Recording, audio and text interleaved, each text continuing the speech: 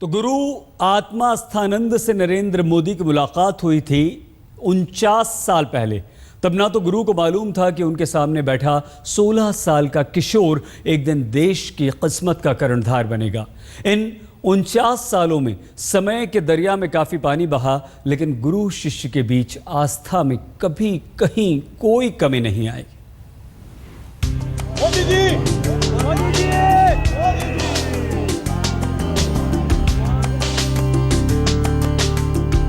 Ramakrishna mission के बेलूर मठ के प्रमुख स्वामी आत्मस्थानंद से प्रधानमंत्री नरेंद्र मोदी की इस मुलाकात की बुनियाद काफी पहले तय हो गई थी। तब मोदी महज नरेंद्र होते थे और स्वामी जी संन्यास के डगर पर कदम बढ़ा चुके थे।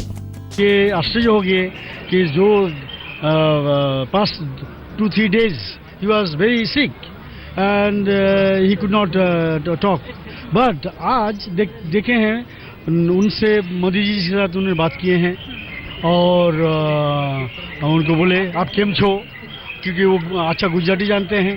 प्रेसिडेंट महाराज राजकोट में थे बहुत दिन और बहुत अच्छा गुजराती बोल सकते हैं। स्वामी आत्मस्थानंद से नरेंद्र मोदी की पहली मुलाकात सन 1966 में हुई थी। उस समय स्वामी राजकोट के रामकृष्ण आश्रम आए थे।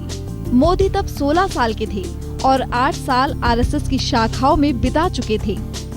स्वामी विवेकानंद के जीवन से प्रभावित मोदी उस समय उनसे मिलने पहुंचे।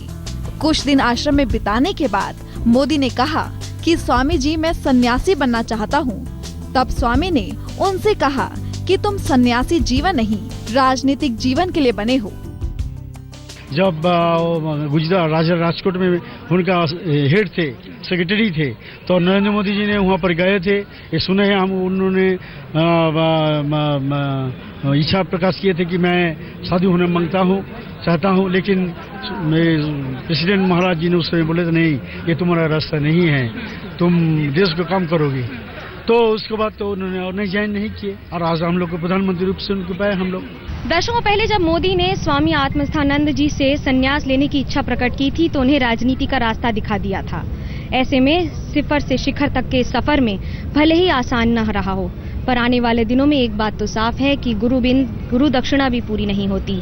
और अब गुरु दक्षिणा देने पहुंचे मोदी ने एक बार फिर साफ कर दिया कि वे बार बार आते रहेंगे अपने गुरु के दर्शन करने।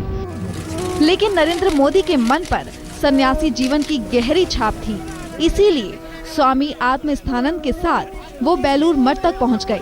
यहाँ भी सन्यासी बनने की उनकी चाहत को सहमति नहीं मिली, लेकिन स्वामी के लिए उनके मन में आदर और आस्था बनी रही।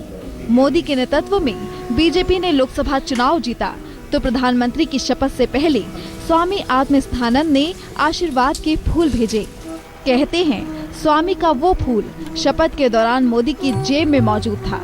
रीमा पराशर के साथ मनोज्ञा लोईवाल, कोलकाता, आज तक।